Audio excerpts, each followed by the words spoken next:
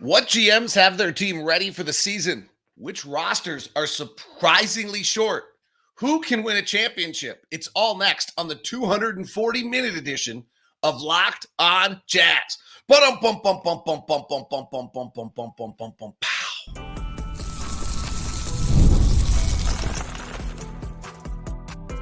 You are Locked On Jazz, your daily podcast on the Utah Jazz. Part of the Locked On Podcast Network, your team every day. How are you? I'm David Locke, radio voice of the Utah Jazz, Jazz NBA insider, and this is Locked On Jazz. On today's edition of Locked On Jazz, one of my favorite shows of the year, we will look at every roster in the NBA in a season preview edition. Which roster has 240 minutes of actual playing time? That's what you have to be able to win a title. What teams are perilously close to having much worse seasons than you would anticipate because they are short their 240 minutes? What the heck is 240 minutes? I will explain all of that coming up here for you on the program and look at where everyone ranks across the West and the East and where the Jazz might be surprisingly low on this list for where we think they are. That's all coming up on today's show. It's one of our season preview editions. I'm David Locke, radio voice of the Jazz, Jazz NBA insider. This is Locked On Jazz. It's your daily podcast on the Utah Jazz, giving you insight, expertise, geeky numbers, and hopefully making it way better to be a Jazz fan each and every day. Thank you so much for making Locked On Jazz your first listen of the day. We are free. We are available on all podcasting apps. We are on YouTube. Please subscribe, hit follow, join us. If you're on YouTube, hit that bell button as well. Thanks for all the people that are interacting on our YouTube community. And as I've mentioned, newsletters are coming. Maybe as early as Monday, in fact. All right, I'll give you a little secret. I'm going to give you a little secret. It's not our official page, but you guys get everything early. If you go to the website, newsletters.lockedonpodcasts.com. It's our hidden landing page right now. You can sign up and you can get the first one on Monday. That's newsletters.lockedonpodcast.com. It's not going to be our final site. I'm giving you this because you're a Locked On listener and you're an everydayer, and because we've been around together for a long time, and because this is it. But this is the ultimate Locked On Podcast Network, your team every day. We're bringing you daily newsletters in the NBA. They're going to be great. They're going to have local story, local links, national story, national links, and fantasy. And you'll need no place else to ever go to get your NBA stuff than this newsletter. I'm super excited about it. Thank you for making Locked On Jazz your first listen today. And thank you to the everydayers who are just the best. Thank you all. All right. And I have ordered more stickers. I have some Locked On stickers, actually, that we have left over that maybe I'll bring to some games. All right, this is a show I really like, and we're not going to be Jazz-centric today. I know you tune in, you expect Jazz every single time. We're going to be league-centric today and tomorrow a little bit, and then Monday and Tuesday, too, we're going to do points gained. So I have two metrics that I use to be able to look at an NBA season. And the first one is just really fundamentally basic, but having been in the league for these many years, I'm old, it's become really clear to me that this one's important. And what that one is did your GM give you a full roster? In other words, 48 minutes times 5. Do you have 240 minutes of established NBA rotation players on your roster? And I believe you have to have 240 if you're going to win a championship. The second thing is, if you don't have 240, you can survive at 220 or something of that nature.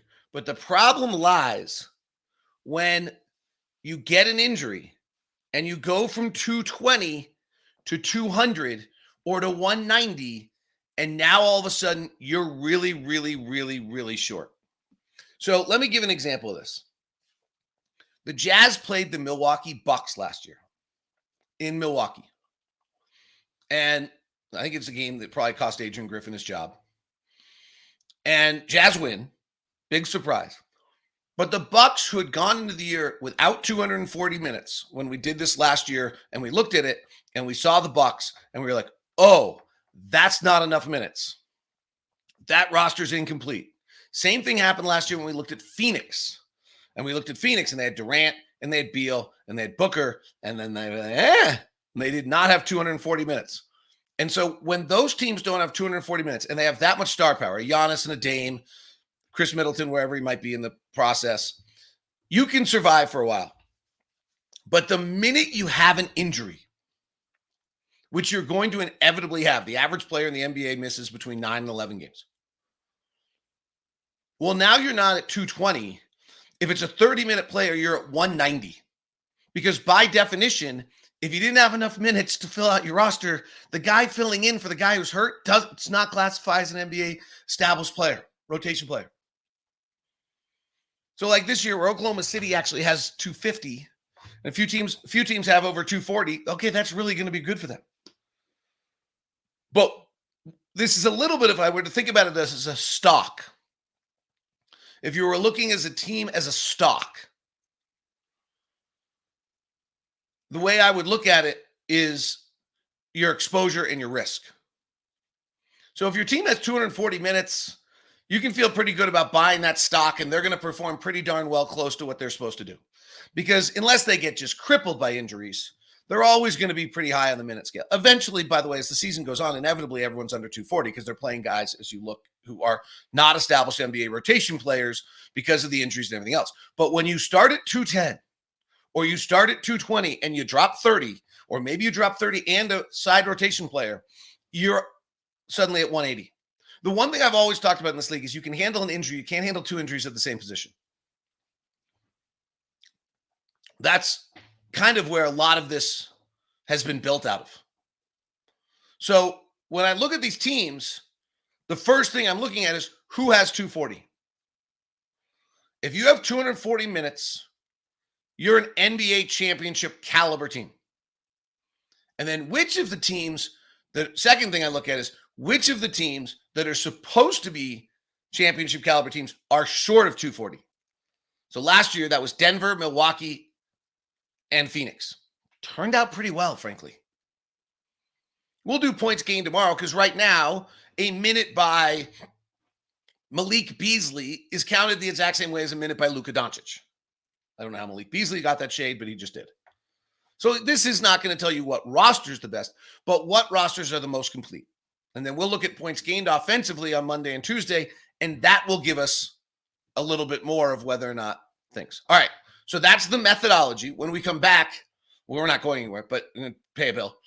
The first thing we're going to look at is what teams actually have 240. The second thing we're going to look at is what teams are surprisingly short. And then the third thing we're going to do is the Western Conference. And then if we have time today, we'll get to the Eastern Conference. If not, we'll do it tomorrow. Does that make sense? All right, that's the plan. That's the methodology.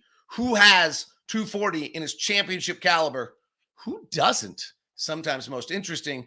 And then where do the Jazz rank up in that and the whole Western Conference? As we continue on today's edition of Locked on Jazz.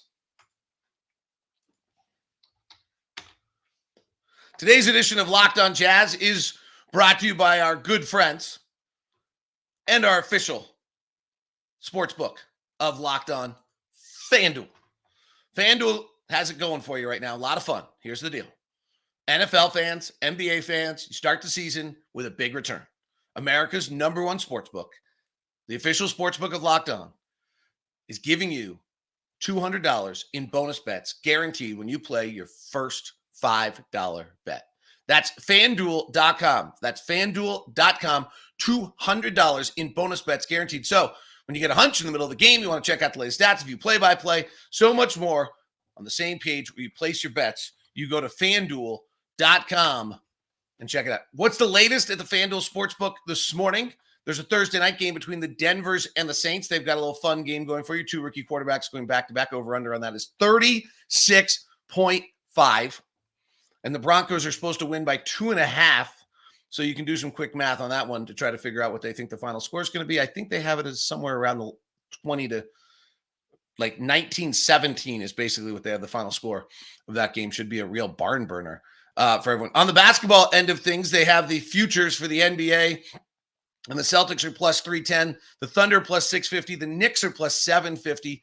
Philadelphia is plus 1,000. It'll be interesting to check and see which of those teams, by the way, have enough of the 240 for you as well. You always can bet preseason odds if you want to. Conference champions. They also have opening night odds up and available. The Lakers and the Timberwolves and the Celtics and the Knicks are the opening night on the NBA docket. That is over at our friends at FanDuel. Go check it out, FanDuel.com. Thanks so much for making Locked On Jazz your first listen today. Those of you involved in have been having fun over on our YouTube page.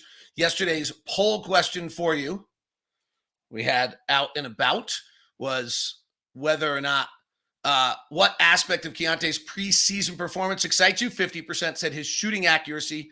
42% said his leadership and vocal presence.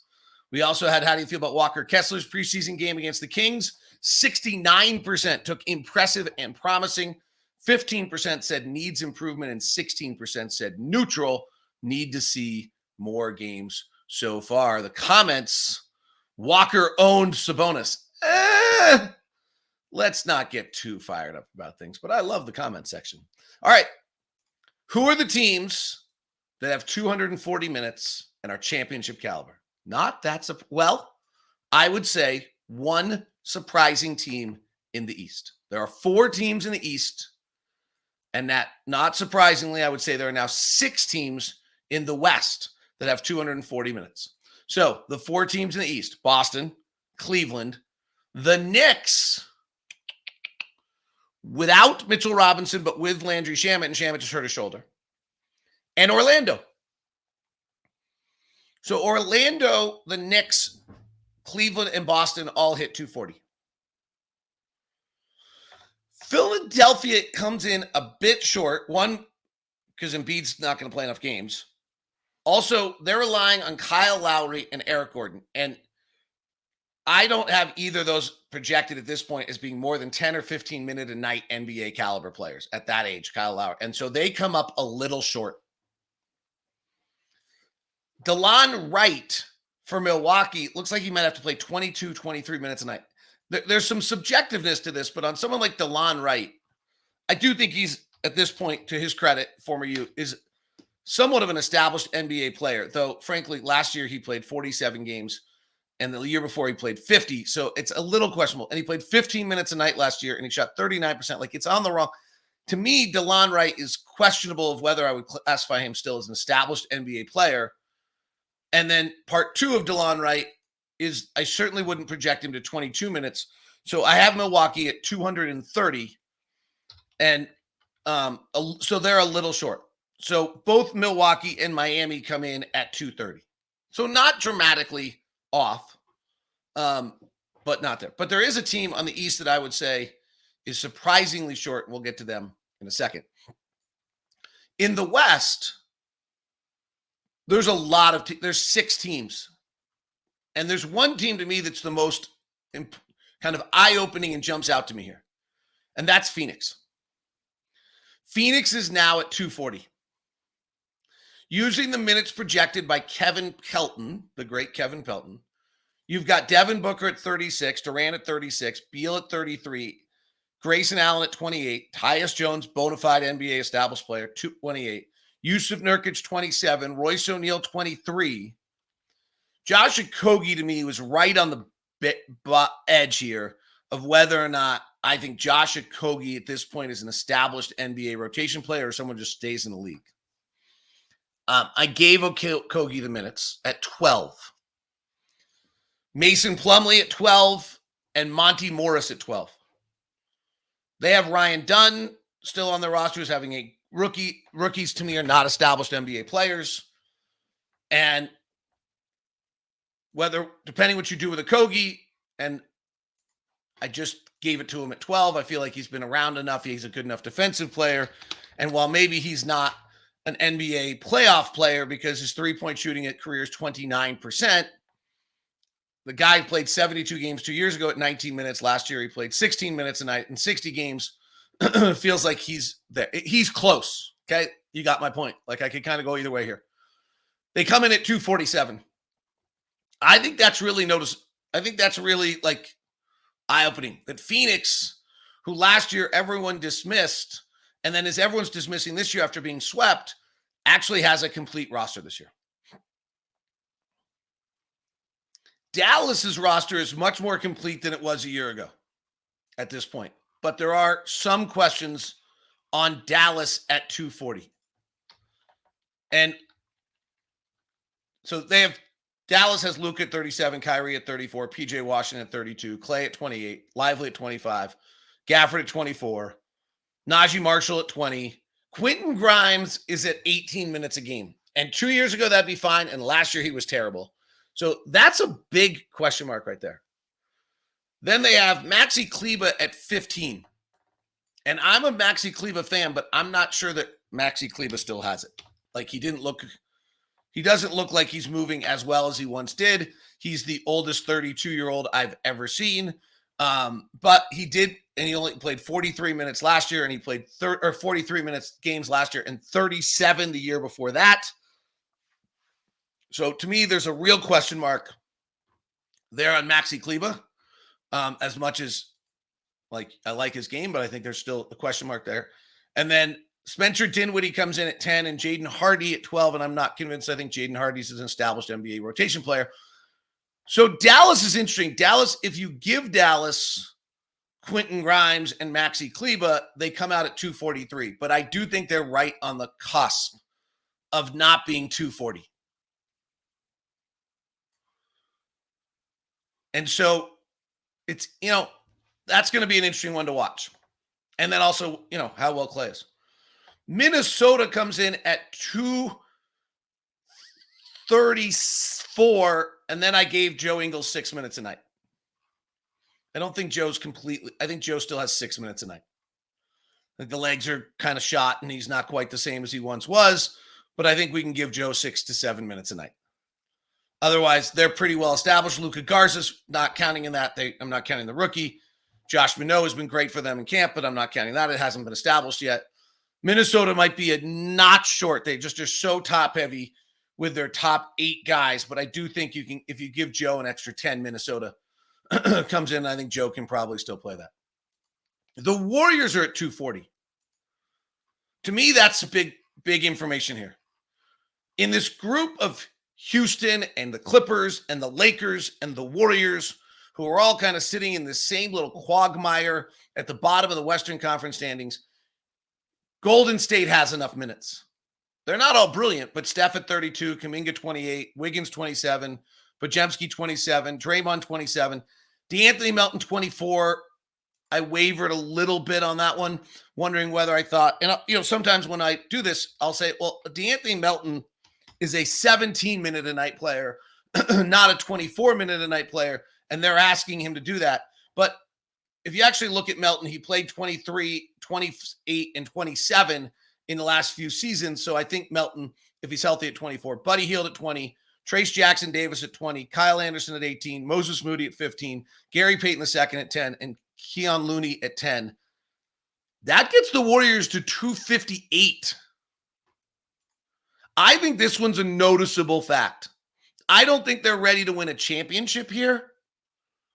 But the fact that the Warriors are in with the other teams, the Thunder are clearly over 240, we've mentioned. Phoenix is at 240. Minnesota with Ingles is 240. Dallas, we just discussed. I've got one other team here that's interestingly at 240, who I do think then separates themselves from the group a little bit. I think the Warriors are going to win some games due to depth this year that maybe people aren't anticipating right now because of the fact that they simply have 240 minutes, whereas the other teams that are similar to them, the Lakers, the Clippers, and the Rockets do not, and the Lakers and Clippers aren't close to 240 minutes. The last team that has 240 minutes, so we've discussed Dallas, Golden State, Minnesota, Oklahoma City. I don't even need to run through. You've got it. Phoenix, which I think is newsworthy and important. I think Phoenix has a real chance to be a top 4 team in the West this year.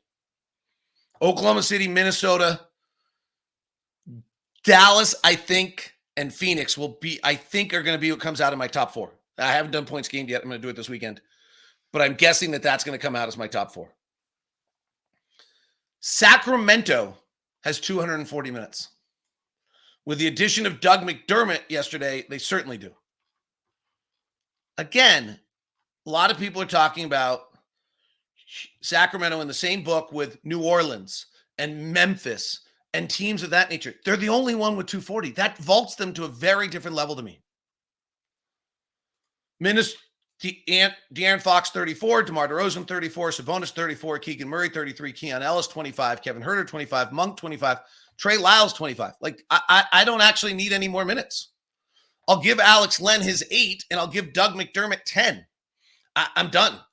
I'm actually at 248 or so.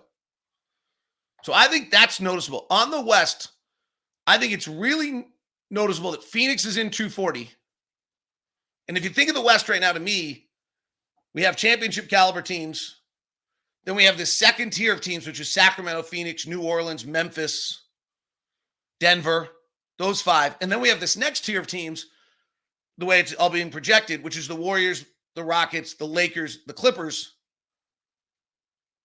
And the fact that the Warriors are 240 and in that group separates them, and the fact that Sacramento and Phoenix are in that other group in 240 separate them to me. All right, we'll look at the rest of the West and the Jazz when we continue here on today's edition of Locked On Jazz. Today's edition of Locked On Jazz is also brought to you by Hims.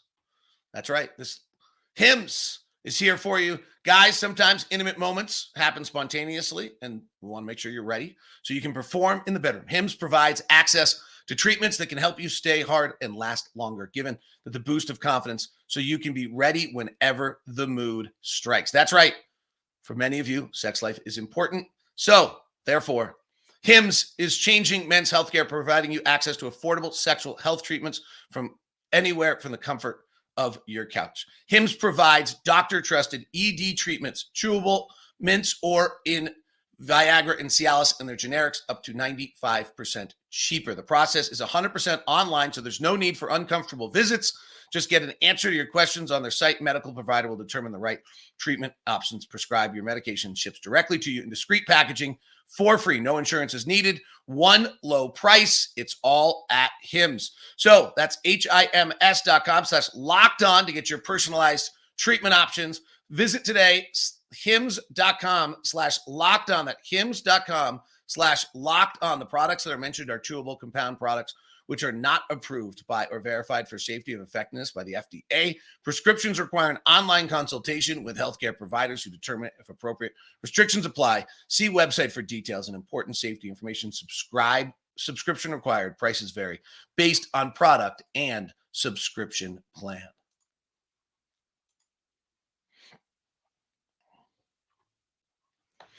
Thanks so much for making Locked On Jazz your first listen of the day. Hope you got the season preview. It's in the feed. Guys worked hard on that. We had a lot of fun. So I hope you jumped on that. All right. Let's go back to I have so many windows open. All right, let's do the Jazz. The Jazz come in at 161. The Washington Wizards come in at 160. The Portland Trailblazers come in at 191. The Brooklyn Nets come in at 169. So the lowest rosters of established NBA minutes are the Wizards at 160, the Jazz at 161, the Brooklyn Nets at 169, the Portland Trailblazers at 191, followed by San Antonio, Atlanta, and Denver. There are 7 teams that are 200 below. Charlotte comes in at 201. Probably can include them. But the Wizards hit the bottom at 160. The Jazz come in at 161. I can give you the Jazz rundown if you want it. The Jazz rundown, just think about it for a second. Established NBA minutes, 30 for Lauri Markkanen, 27 for Colin Sexton, 27 for John Collins. I counted Keontae, but frankly, Keontae's 27. I probably, if he did not play for the Jazz, I would count him as 15. He has played NBA starter minutes because we needed an NBA starter. I'm not sure he has shown that he's an NBA starter yet. I think he will, but I don't think he has shown it yet. Clarkson at 26, Walker Kessler at 24. That's it. Taylor has not proved he's an NBA rotation player. Cody Williams clearly is not. Kyle Filipowski is not. Isaiah Collier is not. And Bryce Sensabaugh is not. And Keontae Giving him full docket gets the Jazz at 161. Washington, by the way, Kyle Kuzma at 32. Jordan Poole at 29. Bilal Coulibaly at 27. I drop him, as I just did with Keontae, to 17. Bub Carrington's not proven. Corey Kispert is at 26. Jonas Valanciunas is at 24. Alex Sarr doesn't count. Isn't proven yet. Malcolm Brogdon's hurt. Sadiq Bey at 20, and giving them Marvin Bagley at 15, which might be generous. So take 5 off that and take 12 off the Coulibaly, and you got yourself to 160. That's the bottom. What about the fact that Denver's in this group? Denver's roster terrifies me. Denver, Jokic is at 34, Murray's at 32, Porter's at 32, Aaron Gordon's at 31, Christian Braun's at 30. I dropped him down to 25. He played 20 minutes a game last year. He is just 30 minutes, a big difference. Russell Westbrook's at 24. Are you counting that? I'm going to. Julian Strother, second-year player at 20, not counting. Peyton Watson, I gave him at 20. Dario Saric, having not played at 20. Zeke Naji at 18. I'm not counting that. He has not established himself. Last year, they signed DeAndre Jordan to play. And Vlado Konkar, maybe. That gets Dallas at 203, Denver at 203 while being generous, frankly. That's crazy. We'll do some more of the East tomorrow, but let me break down the rest of the West for you. The West has, as we said, the 6 teams at 240. Dallas, of the title contenders, Thunder, Minnesota, and Dallas, everyone has Denver as the 4th team in the West. I don't. Looking at this, I do not any longer. 198, no way. One guy goes down and they're at 1, and they have all their other guys are 30-minute guys. And if Westbrook can't play, they're at 170. And if one of their guys goes down, they're at 150. They're playing half their minutes as non-NBA minutes. So the title contenders, Dallas, Minnesota, and Oklahoma City are at 240. I'll take Phoenix next, thank you. And then I think Sacramento separates themselves. Memphis, who's this mystery team this year, is at 227 if you give rookie Zach Edey his 22. And right now, Zach Edey is the only rookie in the whole class that I'm giving established NBA minutes to because he's not shrinking. Everywhere else, every other rookie's at 0. And most second-year players are at half the number they're getting.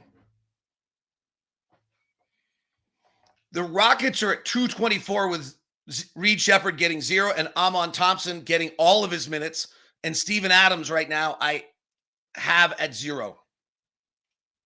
I want to make sure he can still move, having not played last year. If Steven Adams can play 14 minutes a night, Houston vaults up a little bit. But I also think we're stretching on Amon Thompson a little bit. Amon Thompson is a really nice player, but he can't shoot. He certainly hasn't established himself as an NBA player. He's getting 22 minutes. Part of me thinks that number should be 11. And Steven Adams, 15. I just decided to give Amon Thompson his 22 and not give Steven Adams his 15. Comes out about the same for who the Rockets are. They're just a little short, but it's not desperation time. The Pelicans are at 213.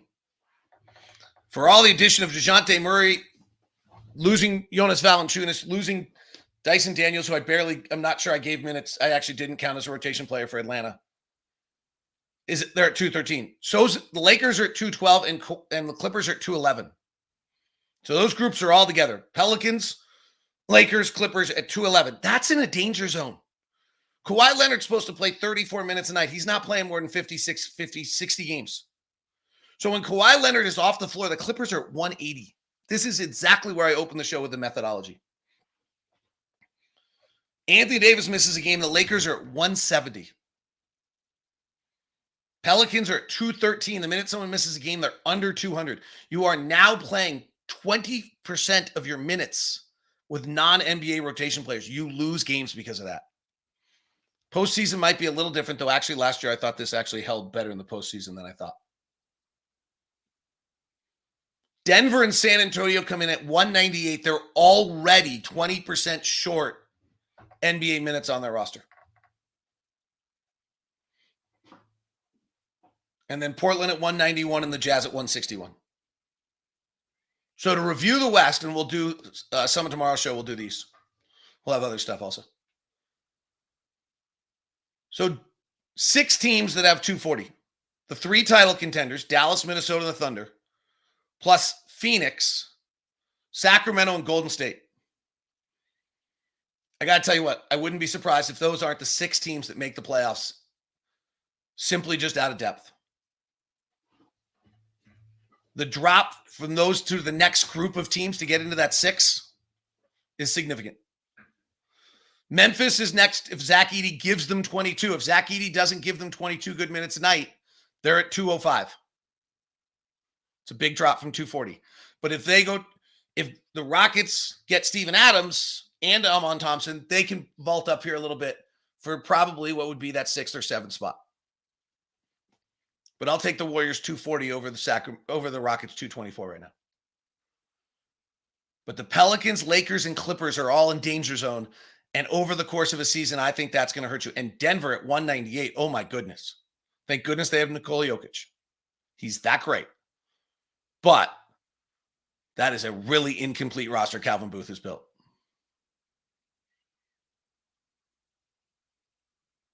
And San Antonio, as much as I'm kind of high on San Antonio, as you heard in the preview, like Victor, to me, Victor's going to be one of the top 5 players in the NBA.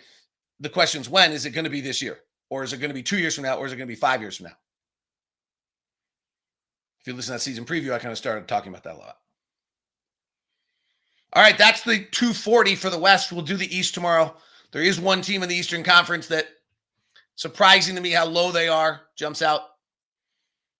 Otherwise, the East is not that stunning. And if you're SAG for flag, the Jazz 161 sure is interesting, isn't it? Thanks very much for tuning in today. Have a wonderful day. Thank you very much for being a part of it. If you want to check it out, newsletters.lockedonpodcast.com. That's early. It's not the official thing, but it's there for you. Since you've been building this thing with me from the very beginning, I figure I'll share that with you. Have a wonderful day. Talk to you soon. Thanks so much for being a part of Locked On Jazz. For you on video, we'll send you the first ever national 24/7 sports channel, Locked On Sports Today. For you on audio, go check out Locked On NBA, your daily NBA podcast.